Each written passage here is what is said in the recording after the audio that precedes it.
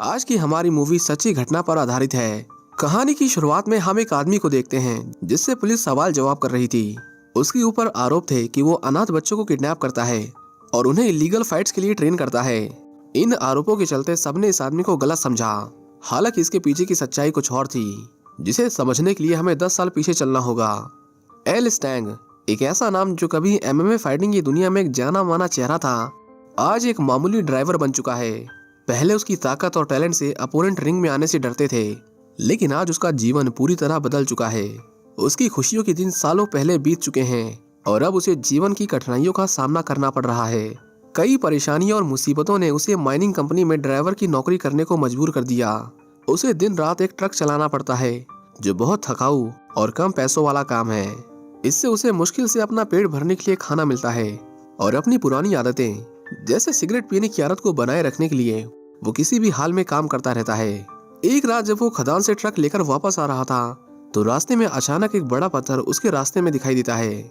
ये पत्थर आमतौर पर चोर खदान में आने वालों का रास्ता रोकने के लिए डाला करते थे। एल उनकी चाल समझ जाता है। वो सोचता है कि शायद उसे फिर से पुराने दिनों की तरह उनकी पिटाई करके उन्हें सबक सिखाना होगा।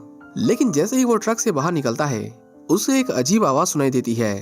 जब उसने पलट कर देखा तो ये आवाज एक बच्चे की थी, जो लकड़ी से उसे डराने की कोशिश करता है और उसे अपनी जेब खाली करने को कहता है।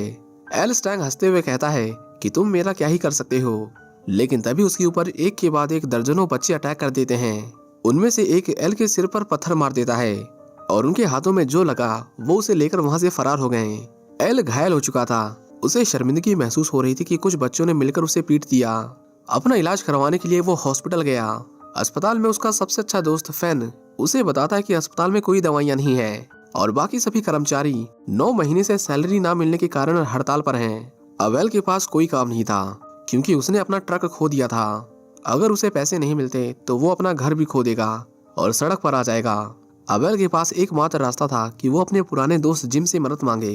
उसका दोस्त जिम अब एक गैंगस्टर बन चुका है, लेकिन बचपन में वो दोनों बहुत अच्छे दोस्त थे और दोनों ने साथ मिलकर खूब पैसे कमाए थे। एल कहता है उसे पैसों की बहुत जरूरत है। सब ठीक होते ही मैं तुम्हें तुम्हारे पैसे लौटा दूंगा। लेकिन जिम एक लोन शार्क था। उसे पता था कि लोग इतनी आसानी से पैसा नहीं लौटा पाते। जिम ने कहा, मैं तुम्हें पैसे उधार नहीं दूंगा, लेकिन हम दोनों मिलकर एक क्लब खोल सकते हैं। तुम क्लब की कोच बन जाओ और मैं सारी अरेंजमेंट करूंगा। इससे तुम्हारी लाइफ फिर से आसान हो जाएगी। एल ने उसका ऑफर एक्सेप्ट कर लिया। हालांकि क्लब के लिए उसे कुछ फाइटर्स चाहिए थे जो उसके लिए रिंग में लड़कर लोगों को एंटरटेन कर सकें। अगले दिन एल जिम के कुछ गुंडों के साथ उन बच्चों को पकड़ने खदान में जाता है जिन्होंने उसे लूटा था। वो जानता था कि ये बच्चे एमएमए फाइटिंग के लिए तैयार नहीं हैं, लेकिन उनमें जबरदस्त एनर्जी थी। अगर इन्हें सही दिशा मिल जाए तो ये बहुत अच्छे फाइटर बन सकते हैं। एल उन्हें साथ चलने को कहता है और उनसे वादा करता है कि आज के बाद उन्हें पेट भरने के लिए दोबारा ये चोरी चकारी वाले काम नहीं करने पड़ेंगे। ये सुनते ही बच्चे साथ चलने के लिए मान जाते हैं। वो उन्हें ट्रेनिंग देने लगता है और उन्हें 3 समय का खाना भी देता है ताकि वे ठीक से काम कर सकें। लेकिन कुछ दिनों बाद जब एल जिम से मिलने शहर जाता है तो एल को पता चलता है कि जिम को नकली दवाइयां बेचने के आरोप में गिरफ्तार कर लिया गया है और उसकी सारी प्रॉपर्टी जब्त कर ली गई है। अब एल के पास इन बच्चों को ट्रेन करने के लिए पैसा नहीं था और जो पैसे उसने बचाए थे वो भी इस उम्मीद में गवा दिए कि जिम उसकी मदद करेगा।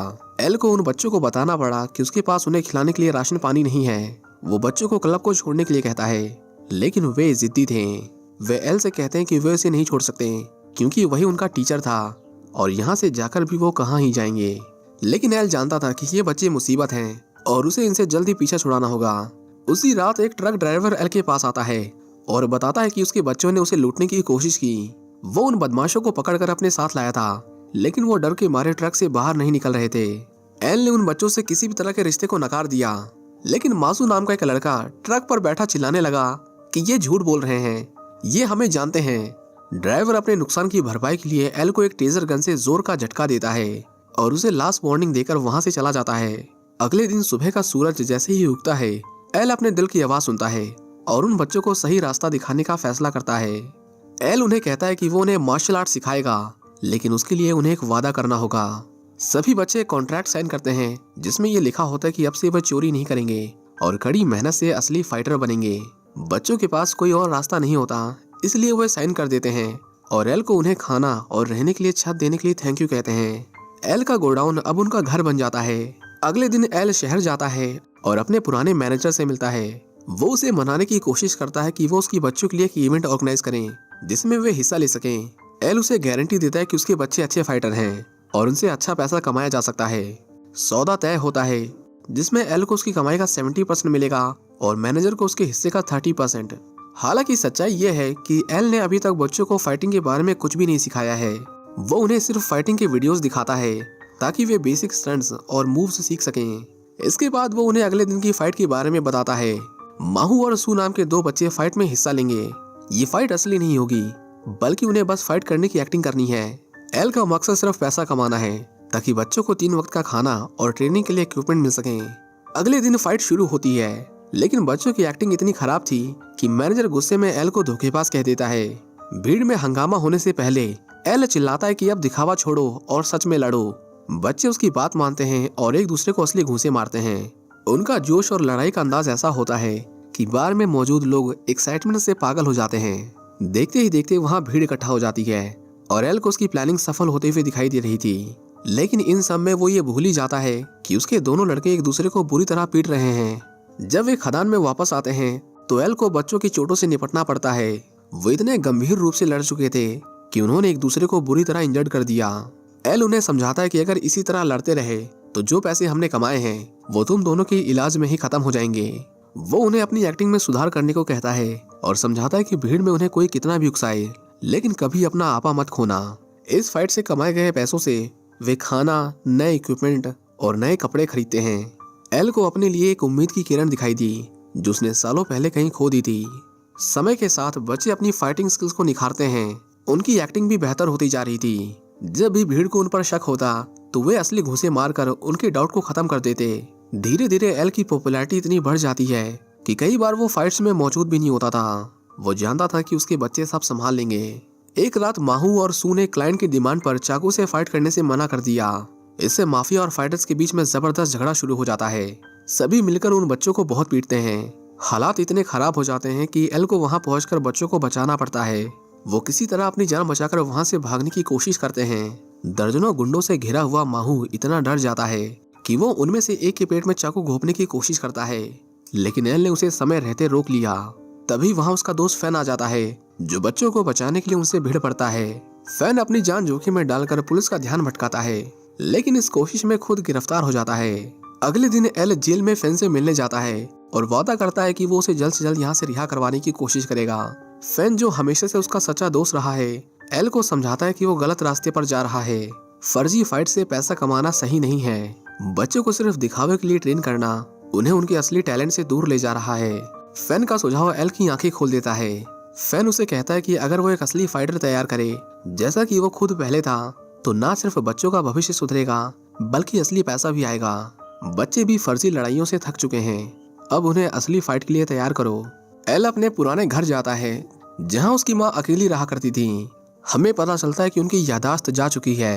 एल उस दिन को याद करके रोने लगता है जब उसके कोच ने उसे धोखे से ड्रग्स देकर उसे चैंपियनशिप से डिस्क्वालीफाई कर दिया था। उसकी मां ने ऑर्गेनाइजर्स के सामने बहुत हाथ पैर जोड़े लेकिन उनकी एक नहीं सुनी गई और फेडरेशन ने उसका गोल्ड मेडल छीन लिया।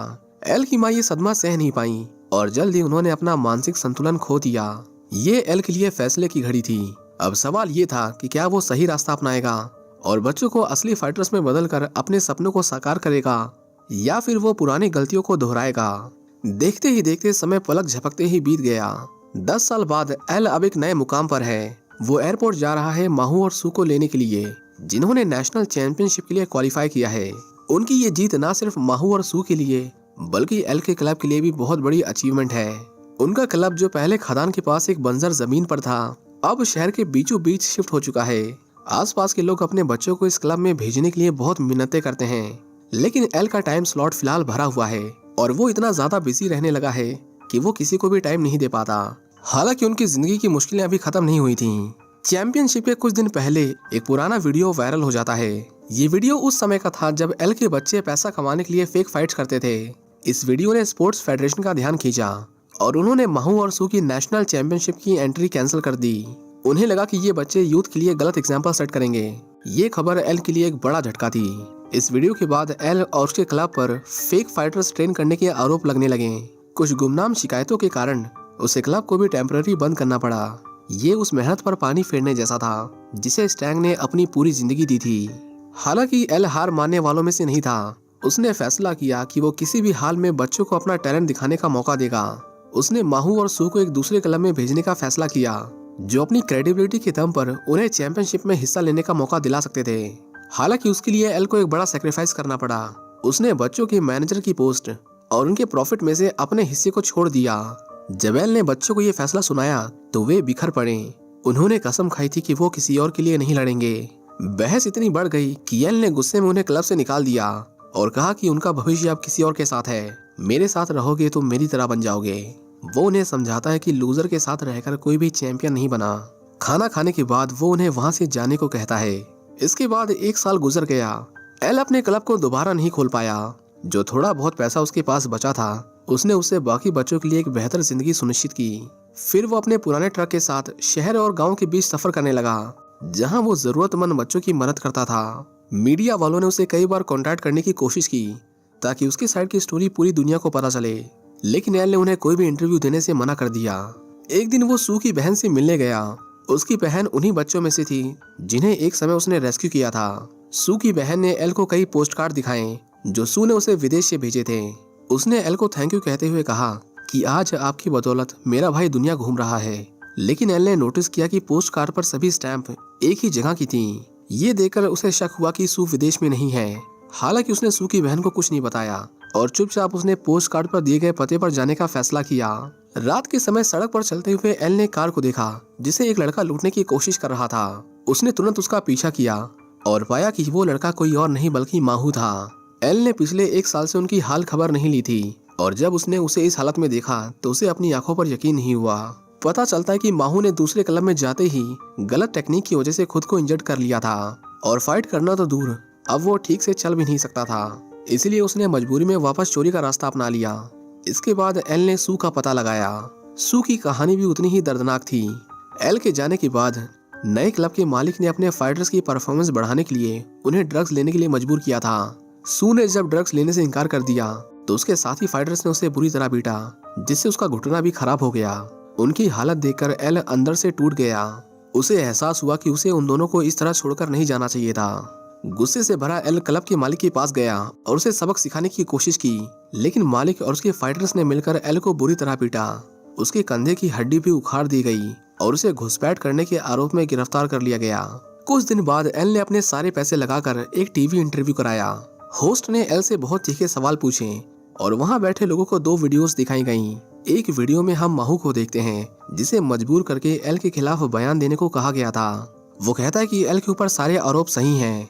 उसने हमारा फायदा उठाया और हमें रिंग में मरने के लिए छोड़ दिया। वीडियो देखकर वहां बैठे लोग एल पर भड़क पड़े, लेकिन फिर एक दूसरी क्लिप दिखाई जाती है जिसमें वो अनाथ बच्चे जिन्हें एल ने सहारा दिया था क्लब के बंद होने पर रो रहे थे। इस इंटरव्यू में उसने अपनी कहानी बताई कि कैसे उसने बच्चों को चोरी और बुरी आदतों से बचाया और उन्हें एक नया मकसद दिया। उसने बताया कि उसने कभी किसी अनाथ को किडनैप या फाइटिंग के लिए फोर्स नहीं किया।